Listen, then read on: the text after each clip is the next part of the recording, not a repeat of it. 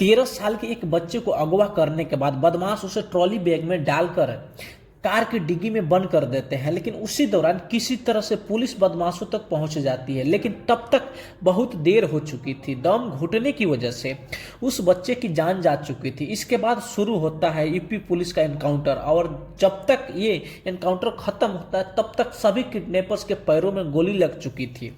Hello दोस्तों, मैं गोविंद अपने यूट्यूब चैनल में आप लोगों को स्वागत करता हूँ। आज एक और क्राइम की कहानी जो आपको सुनाने जा रहे हैं, तो चलो शुरू करते हैं आज की सच्ची घटना की कहानी। दिल्ली से करीब 400 किलोमीटर दूर यूपी के औरैया जिले के अरवा कटरा में सरफिला कारोबारी शकील अपने परिवार के साथ रहता था।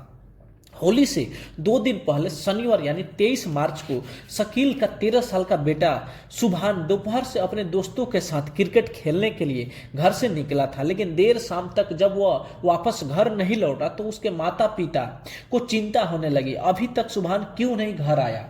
उसके बाद माता पिता काफी ज्यादा छानबीन करने के बावजूद भी जब सुभान का कुछ आता पता नहीं चलता है, तब सुभान का पिता थाना में जाकर अपने बेटे को गायब होने का रिपोर्ट दर्ज करवाते हैं। उसके बाद तुरंत औरैया पुलिस तुरंत एक्शन में आ जाती है। उसके बाद घर वालों से पूछताछ करने पर पता चलता है कि इधर कुछ वक्त से पड़ोस में रहने वाला रियाज उर्फ मुन्ना सुभान के करीब आने की कोशिश कर रहा था, और शनिवार को रियाज ने ही उसे मैच खेलने के लिए बुलाया था। इसके बाद पुलिस तुरंत रियाज के घर पर आ जाती है। तब पता चलता है कि रियाज तो घर पर ही नहीं है। उसके बाद औरैया पुलिस अब सोच रही हो कि इधर सुभान गायब है और उसके बाद रियाज का कुछ आता पता नहीं। इस पर पुलिस को शक होता गया, और उसके बाद कुछ छानबीन के बाद पता चलता है कि रियाज का 3 और दोस्त जो घर पर से गायब है। अब पुलिस ने रियाज और उसके तीनों दोस्तों के मोबाइल की कॉल डिटेल से खंगालना शुरू किया, तो पहला क्लू यहीं से मिला। शक की वजह यह थी कि अचानक रियाज दिल्ली की तरफ क्यों जा रहा था। जब उसके दोस्तों के मोबाइल के जरिए जब उनकी लोकेशन को ट्रेस किया गया तो पता चलता है कि वो नोएडा और बुलंदशहर से होते हुए बाहरी दिल्ली की तरफ जा रहे हैं। औरैया पुलिस ने फौरन नोएडा पुलिस और दिल्ली पुलिस से संपर्क साधा। इस दौरान औरैया पुलिस ने पाया कि रियाज लगातार एक नंबर से 4 लोगों से बातें कर रहा था, और वे चारों लोग अपराधी थे। इस पर और औरैया पुलिस को शक यकीन में बदल गया, जरूर सुभान इन्हीं के पास है। और इसके बाद औरैया पुलिस ने दिल्ली पुलिस को तुरंत साझा किया, और उसके बाद दिल्ली पुलिस ने तुरंत चारों बदमाशों को मोबाइल ट्रेस करना शुरू किया, तो पता चलता है कि ये दिल्ली के पश्चिम बिहार का है। इसी बीच औरैया पुलिस ने पहले ही दिल्ली के लिए रवाना हो चुकी थी। उसके औरैया पुलिस ने दिल्ली पुलिस के सहयोग से लोग दिल्ली के पश्चिम बिहार पहुंचते हैं, जहां चारों का लोकेशन मिल रहा था। इत्तेफाक से मोबाइल का लोकेशन जो बता रहा था वहीं पर एक कार के पास 4 लोग खड़े थे। पुलिस ने चारों को मौके पर ही पकड़ लिया। पकड़े गए आरोपियों में एक अवधेश और उसके बाकी 3 साथी थे।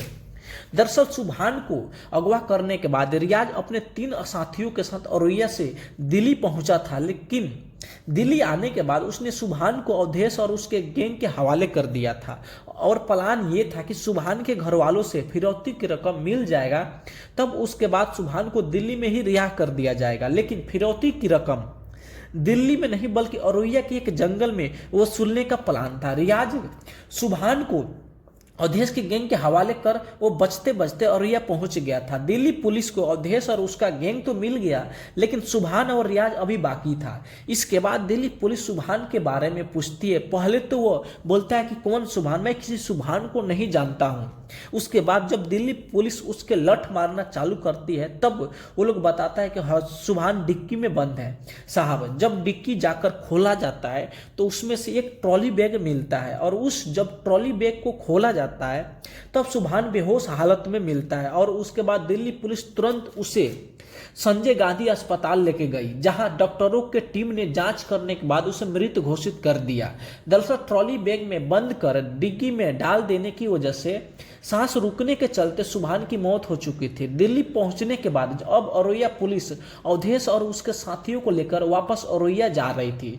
जब रास्ते में चारों से पूछताछ होती है तब पता चलता है कि मुन्ना और उसके बाकी 3 साथी अरुया से कहीं छुपे हैं, पर ये कहाँ है ये किसी को नहीं पता था। लेकिन अवधेश ने जरूर बताता है कि फिरौती की रकम अरुया कटरा के जंगल में वसूली जानी थी और यह पुलिस अवधेश से कहती है कि उसे कॉल कर उसे जंगल में बुला। सोमवार को शहर के एरवा कटरा जंगल में पुलिस की कई टीमें अवधेश और उसके साथियों को लेकर पहले ही पहुंच जाती है। अब यहाँ से पुलिस की कहानी शुरू होती है। पुलिस कहानी यह है कि जंगल में छुपे रियाज और उसके साथी जैसे ही अवधेश और उसके गैंग को पुलिस की हिरासत में देखते हैं वो मामला समझ जाते हैं। उसके बाद रियाज और उसके एक साथी पुलिस के ऊपर ताबड़तोड़ फायरिंग करना शुरू कर देते हैं। रियाज और उसके साथियों को गोली चलता देख पुलिस हिरासत में पहले ही मौजूद और उसके टीम पुलिस के हिरासत में निकल भागते हैं। पुलिस फिर गोली चलाती है और रियाज और अवधेश समेत सुभान की किडनैपिंग में शामिल 8 के 8 आरोपियों को गोली लगती है, वो भी पैर में। इस एनकाउंटर में हमेशा की तरह पुलिस की गाड़ियों पर भी कुछ गोलियां लगी और 3 पुलिस वाले भी जख्मी हुए। हालांकि जख्मी मामूली है, सभी आरोपी पुलिस के गिरफ्त में आ चुके हैं, लेकिन अब सुभान कभी लौट कर वापस नहीं आएगा।